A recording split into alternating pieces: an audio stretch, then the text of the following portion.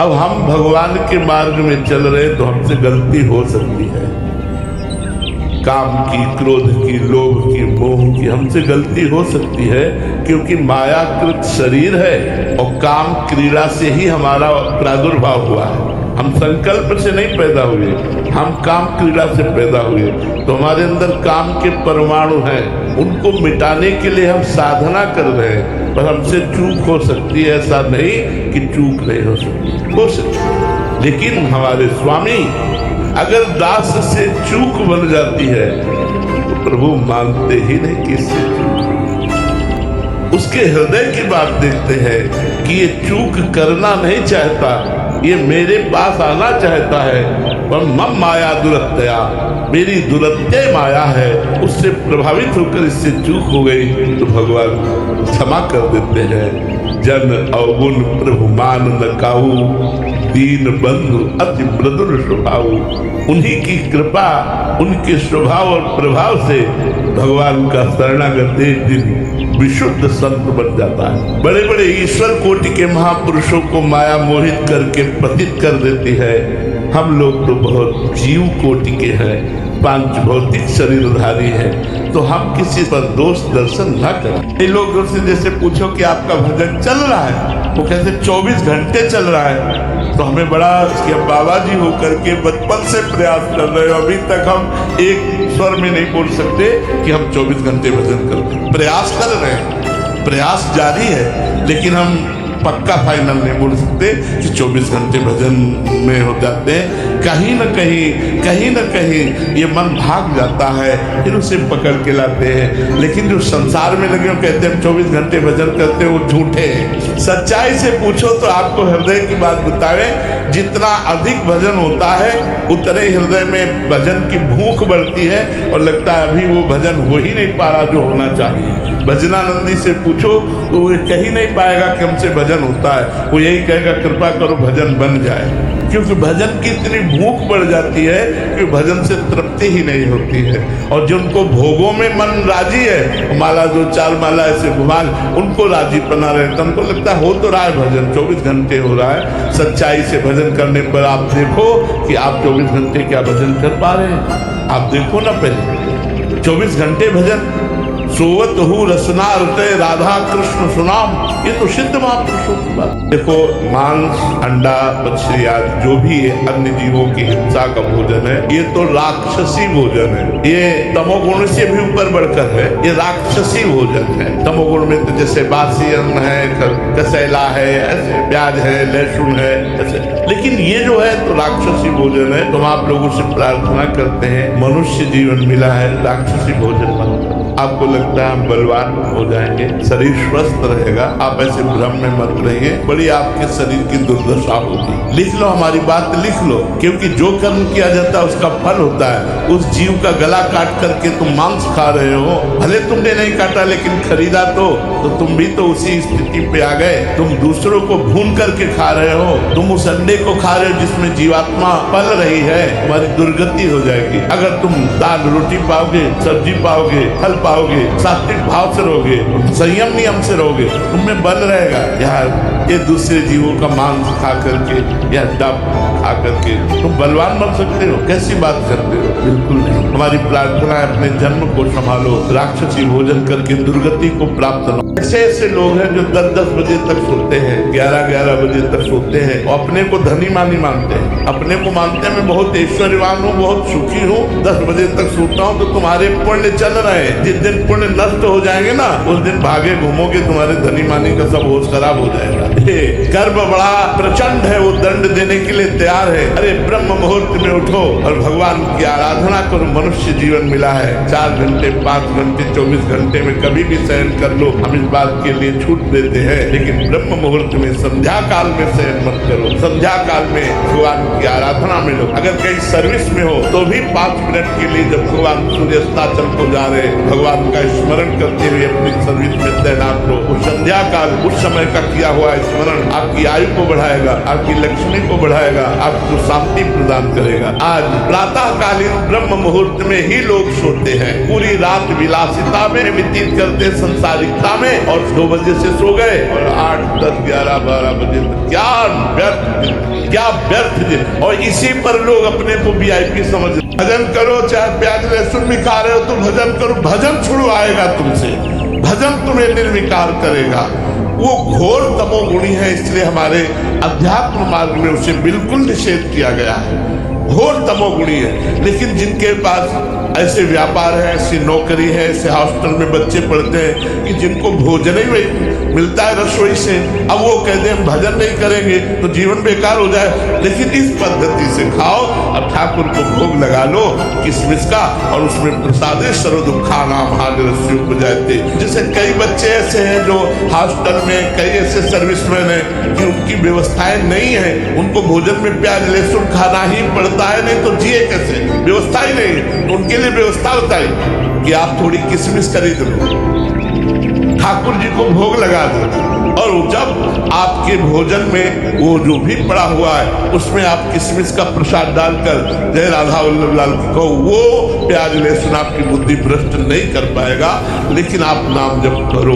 ऐसी तुम पूजा करते हो, एक दिन सिंहासन में बैठा ला, दूसरे दिन पेड़ के नीचे रख दिए, तीसरे दिन नदी के किनारे फेंक दिए। तुम क्या मूर्ति पूजा करते हो? क्या उनको भगवान मानते हो? अगर भगवान मानते हो तो प्राणपण से उनकी आराधना करो, तो वहां भगवान प्रकाशित हो जाएंगे। एक झोला है, अब उसमें गणेश जी छपे हैं, भगवान की छवि छपी है, भगवान का नाम लिखा है, साधारण सामान ला रहे हैं, उसी में जूता ला रहे हैं, उसी में सामान, और वो उसमें नारायण लिखा हुआ है, हरि लिखा हुआ है, ऐसे नामों से संबोधित, राधे श्याम लिखा हुआ है। ऐसे हमने कई पढ़े कि भगवान नाम लिखा। अरे यार, कम से कम सनातन धर्मावलंबी हो, महत अपराध होता है। ऐसी कंपनी वालों की बुद्धि भ्रष्ट हो जाती है और नरकगामी होते हैं। इसलिए बहुत होश में अपनी व्यापार की बिक्री के लिए भगवान की छवियों को मत छापिए, भगवान के नाम का सहयोग मत लीजिए। अंदर नाम जप कीजिए, बाहर व्यापार अपना जो सामग्री उसको यथोचित रूप से प्रकाशित कीजिए, लेकिन भगवान के सहारे नहीं कि उसमें भगवान का नाम छाप दिया। आप नाम छाप दिए, उसका सम्मान होगा, आपने रूप छाप दिया, उसका सम्मान होगा। लेकिन लोगों की बुद्धि केवल रुपए तक है, धर्म तक जा ही नहीं रही है कि ऐसे कैसे छाप दिया गया।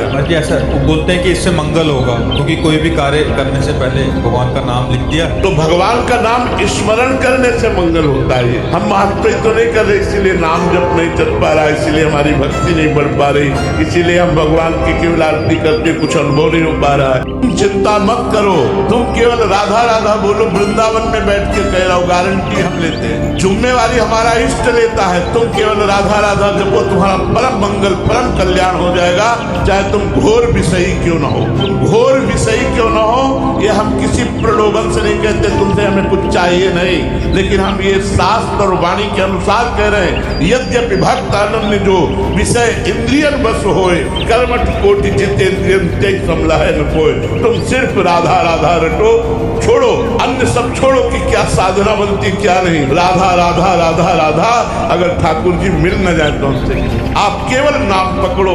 हम अपने जनों को नाम पकड़ा रहे हैं, जो हमने साधना की, जो जीवन भर किया, उसका फल मुझे राधा मिला, राधा।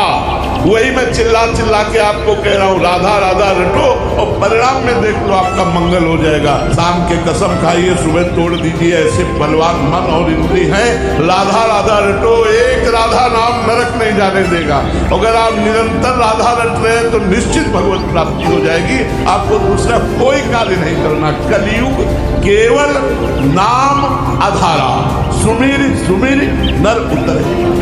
हम तस्मात् शास्त्रम प्रमाणम थे, शास्त्र प्रमाणित बात कहते, कोई मनोरंजन वाली बात नहीं कहते, या केवल हम अपने मन की बात नहीं कहते। हमारा मन भी अगर कुछ बात कहता है तो ठाकुर जी से मिल के बात करता है, ऐसे अपने मन से नहीं बोल देते। वो ठाकुर जी से पास बात होती तब आपके कान तक पहुंचती है। स्वयं आंखों देखी बात कह रहे हैं। तो एक बहुत माइंडेड आदमी मास्टर थे, वो शिष्य बने संपत्ति देखकर, और उन्होंने बहुत जल्दी प्रोग्रेस किया सबको हटाने का, और वो नजदीक पहुंच चुके महाराज जी की सेवा में। एक बनावटी श्रद्धा होती ना, संत सरल चित जगत हित, वो तो सरल चित होते। अब वो 24 घंटे में एक बार भांग छानते थे। संतों की अपनी अपनी मौज होती है, हाँ अलग अलग मौज होती, तो इतनी भांग छानते थे। तो भांग में विष मिलाया, संखिया, और ऐसे रख दिया।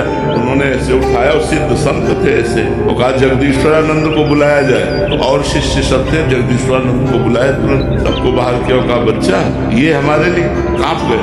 तो उन्होंने खप्पर में घुरा, हरिओम, पूरा पी गए। उन्होंने कहा कि अरे गुरु जी, बोले पिलाने के लिए तो तूने रखा है। और 7 दिन पद्मासन में बैठे रहे और रोज बुलाते उसको, कहते देख तेरे जहर का कोई प्रभाव पड़ा, देख तेरे जहर का कोई प्रभाव। और ये कोई नहीं जानता था। 7वें दिन कहा अब मैं अपना शरीर अपनी इच्छा से त्यागता हूँ, तेरे जहर से नहीं। जो ही उन्होंने संकल्प किया, पूरे शरीर में जहर फैल गया, पूरा नीला शरीर पड़ गया, शरीर छूट गया। उस व्यक्ति को देखा गया कि जैसे पानी आता है और दरारें पड़ जाती है ना मिट्टी में पानी जाने के बाद, ऐसे शरीरों में दरारें पड़ गई, मवाद छूने लगा।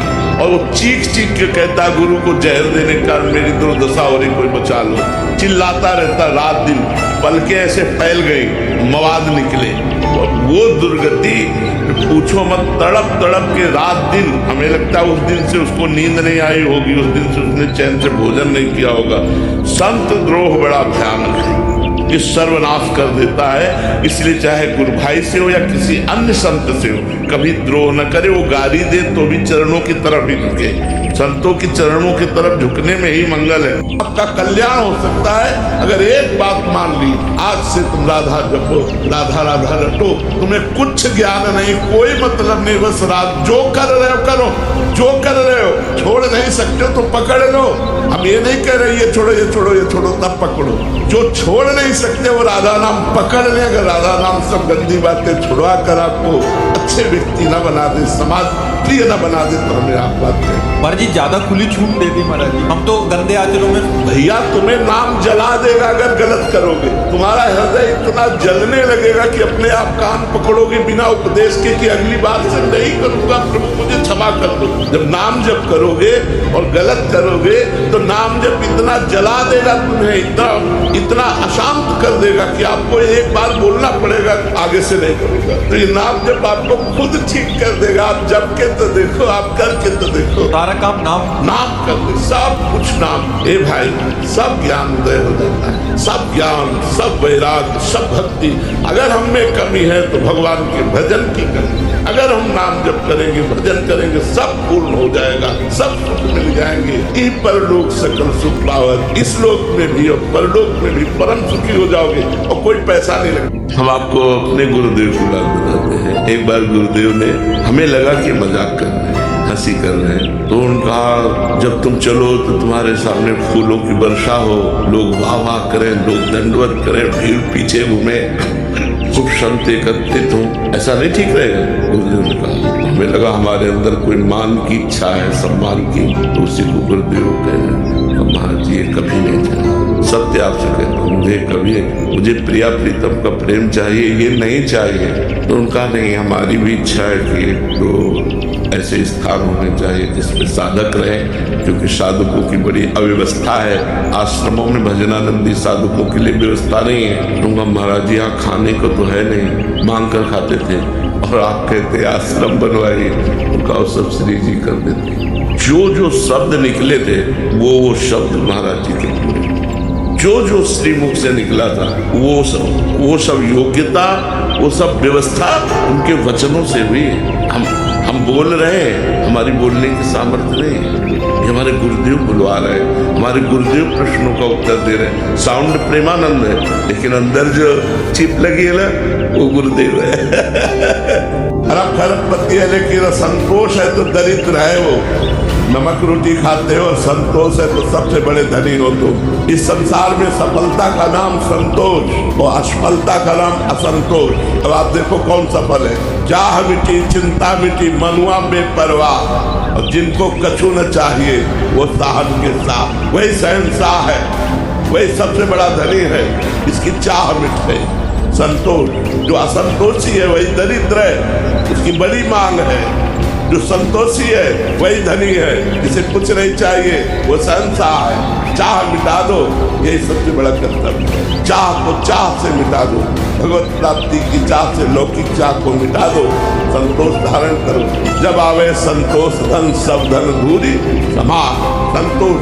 संतोष जिसमें है वही सफल है, संतोष जिसमें है सांसारिक भोगों के लिए वही असफल है। हमें बताओ क्या रुपए में सुख है? एक कमरे में आपको बंद कर दिया जाए, चारों तरफ से रुपया भर दिया जाए, 2 दिन में आप चिल्लाने लगोगे कि हमें बाहर निकालो, मुझे खुला वायु चाहिए। नहीं, रुपए रुपए में सुख है, आप रुपए में आनंद लीजिए ना। चारों तरफ से रुपया भर दिया जाए तो आप कहोगे नहीं मुझे प्यास लगी है, पानी चाहिए, तो सोना चांदी उससे आपको ढक दिया जाए तो। अरे भाई ये इसलिए प्रिय है रुपया कि उससे भोग मिलते हैं। भोग इसलिए प्रिय है कि वो हमारे शरीर को अच्छा लगता है, इंद्रियों को अच्छा लगता है। और जब शरीर ही तेरा छूट जाएगा, शरीर ही नष्ट हो जाएगा, तो ये भोग और ये सब तेरे किस काम में आएंगे।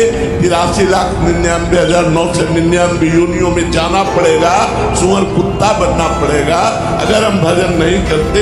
ये विचार क्यों नहीं करते? यहाँ का ऐश्वर्य, यहाँ का वैभव चंद दिनों का है। मान लो 40-45 वर्ष की आयु तो पता नहीं 10-5 वर्ष और जी लो, चाहे जितने रिश्ते बना लो, चाहे जितने करोड़ों जमा कर लो, चाहे जितनी बिल्डिंग बना लो, चाहे जितना वाहवाही करो, मरोगे तो सब यही रखा रहेगा, तुम्हें अगली योनि में जाना पड़ेगा। तो विवेकी वो है जो अगले कदम का विचार करे। ये तो जीवन बीता जा रहा है, मेरा अगले आगे क्या होगा, वो विवेकवान है। अविवेकी वो है जो आगे की बात न सोचकर वर्तमान के सुख दुख में सुखी दुखी होता है। मंदिर जाते हो और पाप करते हो, मंदिर जाते हो चोरी हिंसा नशा व्यभिचार करते हो, गंदी बातें करते हो, क्या फायदा? कुछ नहीं होगा, नरक जाओगे, कुछ नहीं होगा। राधा राधा राधा राधा, कोई गलत आचरण नहीं किया, परोपकार किया, आपकी अच्छी सदगति होगी। ये भी तो मंदिर है, मंदिर में भगवान विराजमान है कि नहीं?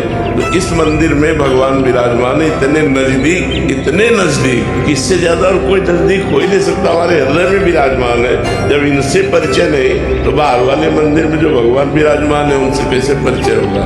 खूब नाम जप करो, मन आवे मंदिर चले जाओ, 4 परिक्रमा लगाई, दर्शन किया, प्रणाम किया, अच्छी भावना। अब जिसकी रुचि नहीं है मंदिर जाने की तो मत जाओ, लेकिन आपका कल्याण भगवान के नाम जप करने से होगा।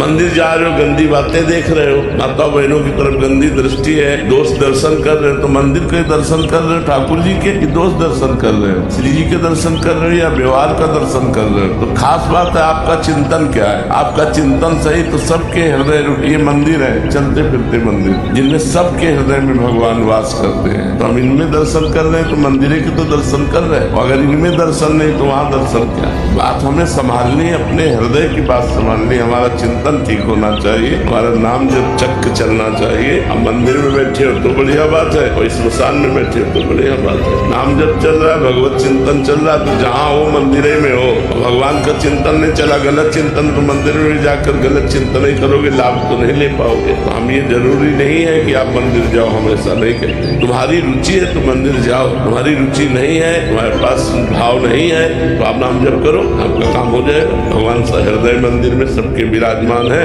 वही प्रकाशित हो जाए। हमारा मान लो अंगुली टूट गई, हमारी गर्दन कटनी थी, अंगुली टूटकर भगवान ने बचा लिया। और ये पक्की बात है, पक्की बात है। मैं अज्ञानता के कारण जान नहीं पाता, दुख होता है, सफलता में सुख होता है, असफलता में दुख होता है। तो असफलता जनित दुख देकर कोई बहुत बड़े दुख से मुझे बचा लिया भगवान ने। सफल होते तो अभिमान आ जाता, भगवान ने अभिमान से बचा लिया। सफल होते तो कोई दुर्घटना घट जाती, भगवान ने मुझे बचा लिया। क्योंकि जो हमें कष्ट हो रहा असफल होने पर, वही शारीरिक दंड के रूप में मिलता, वही कोई घटना के रूप में मिलता, वही कोई भारी विघ्न के रूप में मिलता। भगवान ने असफल करके मुझे बचा लिया, ऐसी भावना करना चाहिए। आगे प्रयास करें क्या? हाँ, प्रयास करें। असफलता हमें विजय की तरफ बढ़ाती है। हमको निराश नहीं होना चाहिए, हमें देखना चाहिए कि मैं किस कारण से असफल हो गया और पुनः प्रयास करना चाहिए, प्रयासरत रहना चाहिए। प्रयास नहीं, कर्मण्येवाधिकारस्ते मा फलेषु कदाचन। कर्म से हमें अधिकार है, फल पर नहीं। फल में असफल हुए तो क्या हुए, फिर करेंगे, आगे भगवान सफलता देंगे। इस बार भगवान ने ऐसी कृपा की, आगे और कृपा कर। वो कब तक करेंगे? जब तक सफलता न मिल जाए। मनुष्य जीवन मिला है, जब तक हम अपने उद्देश्य में सफल न हो जाए तब तक निराश नहीं होना चाहिए। देखो हमारी बात सुनो, एक दिन हमसे प्रश्न हुआ था, सुख किसे कहते हैं और दुख किसे कहते हैं? तो हमारी तरफ से उत्तर हुआ था, मूर्खता को दुख कहते हैं और ज्ञान को, विवेक को सुख कहते हैं। अगर आपके पास विवेक है, ज्ञान है और आप संतुष्ट हैं तो आप ऐसे संतों को देखा गया दिगंबर जिनके पास वस्त्र भी नहीं है, और देवराज इंद्र भी सेवा के लिए ललचाते हैं और बेपरवाह है। जिनके पास वस्तु नहीं है उनको हम देखकर झुकते हैं, नहीं झुकते। आप समझो, कुछ तो इशारा समझो। जो दिगंबर हैं, दंग धड़ंग है, एक कपड़ा भी नहीं है, उनको देखकर हमारे हाथ उठ जाएंगे और हम उनको झुकते हैं और उनको देखकर हम खुश हो जाएंगे, तो वो कितना खुशी होंगे आप अंदाज लगा सकते हो। तो खुश वैभव से नहीं, संपत्ति से नहीं, सुंदर स्त्री से नहीं, सुंदर पुरुष से नहीं, सुंदर परिवार से नहीं, खुश भगवान से हुआ जाता है। ब्रह्म भूता प्रसन्नात्मा न सोचति न कांक्षति। जो भगवान में चित्त जोड़े हैं वो खुश रहते हैं, वो आनंदित रहते हैं। जागो, कहाँ सो रहे हो भोगों में। देखो, कोई भी दुख तुम्हें परेशान नहीं कर सकता, कोई विपत्ति तुम्हें छू नहीं सकती। तुम्हारा स्वरूप है नैनम छिन्नम शस्त्राणि नैनम दहति पावकः न चैनम क्लेदयन्त्यापो न शोषयति मारुतः। आग्नेय अस्त्र की ताकत नहीं कि हमें छेद सके, जला सके। वायु अस्त्र की ताकत नहीं जो हमें उड़ा सके। वरुणास्त्र की ताकत नहीं कि मुझे गीला कर सके, जल में डुबो सके। मैं अविनाशी हूँ, शरीर विनाशी है, ये मरेगा, मैं अमर। विचार करो, तुम अविनाशी हो करके विनाशी शरीर के थोड़े थोड़े सुखों और दुखों में भूले पड़े हो। जागो, अपने स्वरूप को जगाओ कि हमारा भी शरीर पांच भौतिक है, हम भी मनुष्य हैं, लेकिन भगवान का आश्रय लिए है। राधा नाम जब करते हैं तो दहाड़ते रहते हैं, कोई परेशानी नहीं, बिल्कुल कोई दुख नहीं, कोई चिंता नहीं, कोई शोक नहीं। हर समय हमारे अंदर एक नया जोश रहता है। वो जोश तुम भी भरो।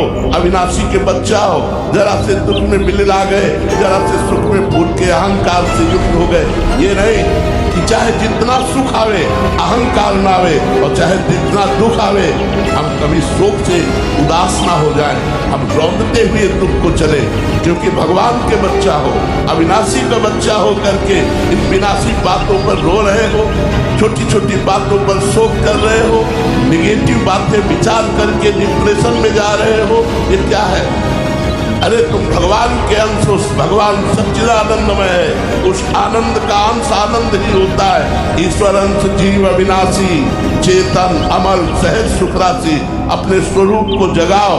मैं जबान से भी नहीं बोलना किसी और का भरोसा कि हम किसी का फोन नंबर लेकर के गर्व में रहे कि हमारी कोई विपत्ति आएगी तो हम उनको फोन नंबर कर देंगे। नहीं, सीधे श्री जी, सीधे प्रभु, प्रभु आप देख लो, आप चाहो इस विपत्ति में रखो या आप चाहो विपत्ति को हटा लो, लेकिन हम दूसरे से नहीं। बने तो रघुवर से बने, तो बिगड़े तो भरपूर, बिगड़े तो आपसे बिगड़े, बने तो आपसे बने। पूरा भरोसा जब होगा भगवान का, तब माया मुक्ति हो पाता है। इसीलिए हमें चाहिए कि संपूर्ण भरोसा भगवान के चरणों में रखें। वचन से भी किसी से न कहे कि अब तुम्हारा ही भरोसा है, नहीं, हमें श्री जी का भरोसा है। अगर तुम्हारे द्वारा कार्य बन रहा है तो मेरी श्री जी ने कार्य बनवाया है। अगर हम ये मानेंगे कि तुमने कार्य किया तो हम अपने इष्ट की अनन्यता से चूक कर लेंगे। इसलिए मुझे अपने इष्ट के अनन्य रहना। महाराष्ट्र में सागाल साथ सेठ थे, वो रोज जाते 10-20 किलोमीटर में कहीं भी एक संत मिलते उनको लिवा के आते, भोजन पवाते। 12 वर्ष व्यतीत हो गए। 12 वर्ष में हर कार्य सिद्ध हो जाता है। तो 12 वर्ष संत सेवा पूर्ण होने वाली थी। ऐसी वर्षा हुई, उस दिन कोई संत नहीं मिला तो भूखे रह गए। उनकी पत्नी और उनका पुत्र चिलैया तीनों भूखे रह गए। दूसरा दिन हुआ वही वर्षा, तीसरा दिन हुआ, चौथा दिन हुआ। पत्नी ने कहा हमारा नियम था बिना संत को पवाए हम पाएंगे नहीं, तो हमारे चाहे प्राण चले जाएं और हम संत को पवा के ही पाएंगे। लेकिन मेरा बेटा अभी छोटी अवस्था का है, 13-14 वर्ष का है, 4 दिन भूखे हो गए, इसलिए आप जाओ और किसी संत को लाओ। अब ऐसी वर्षा में कहाँ संत मिलने वाले? स्वयं भगवान संत वेश धारण करके चौराहे पे बैठे हुए। अरे सागर साकिब बनो प्राण आ गए हो, दौड़ के गए, पर देखा उनके शरीर से कुष्ठ चू रहा है, मवाद चू रहा है। बस तिलक लगाए हुए संत वेश में साष्टांग दंडवत किया। कहा भगवान हमारा व्रत था, बिना संतों को भोजन पवाए हम पा नहीं सकते। 4 दिन हो गए, हमारे परिवार में किसी ने जल भी नहीं पिया। आप चले और प्रसाद पाए और हमारे परिवार के प्राणों प्राणों की रक्षा हो जाए, हमारे नियम की पूर्ति हो जाए। उनका हाथ चल सकते हैं, लेकिन मैं चलने लायक नहीं हूँ, मुझे कोई अपने कांधे पे ले चले। तो उनका आओ प्रभु मेरे कांधे पे बैठो। उनका नहीं, एक आदमी तो मक्खी उड़ाने के लिए चाहिए ना, अपनी पत्नी को लिवा के लाओ। गए घर में, पत्नी से कहा, पत्नी आई, जे ही वो बीभत्स रूप देखा, यहाँ गाओ मवाद चूरा है। उसके मन में आया, नहीं, संत के प्रति दोष दर्शन नहीं करना, मुझे संत सेवा करनी, इसलिए बैठा ला। अब वो इतनी दुर्गंध भगवान ने बढ़ा दी कि दोनों पति पत्नी छोड़कर भाग जाए, लेकिन गोविंद गोविंद गोविंद एक एक कदम भगवान नाम जप करते हुए घर पहुंचे। उनको स्नान कराया, चंदन लगाया। उन्होंने फिर खीर हुआ, ये अच्छे पदार्थ सामने रखे। भगवान जो संत वेश में कुष्ठी रूप में थे, उन्होंने कहा खीर पकवान नहीं पाते। उनका प्रभु अब तो वैष्णव है, हमारे यहाँ तो प्याज लहसुन भी नहीं बनता, आप संत वेश में आए, आप भूखे वापस लौट जाएंगे, आप रुकिए, मैं कसाई वाले से मांस लेकर के आता हूँ। उन्होंने कहा नहीं, कसाई वाले का मांस नहीं चाहिए, हमें कसाई वाले का मांस नहीं चाहिए। यदि आप पवाना चाहते हो तो अपने पुत्र का मांस पवा दो। पत्नी की तरफ देखा, ये क्या संत, लेकिन संत पे दोष दर्शन करके या उनको भूखा वापस करके। उनका प्रभु यदि आपकी आज्ञा हो तो अपने पुत्र की हत्या करो और आपके लिए मांस रखो। मुझे इससे मतलब नहीं, मुझे पाना है, लेकिन यही घर में पाना है, बाहर से कुछ लाना नहीं। ये ही अपने पुत्र की हत्या करने के लिए उद्यत हुए, देवी भगवान प्रकट हुए। उनका बस मैं यही देखना चाहता था कि संत के प्रति तुम्हारा कितना समर्पण है।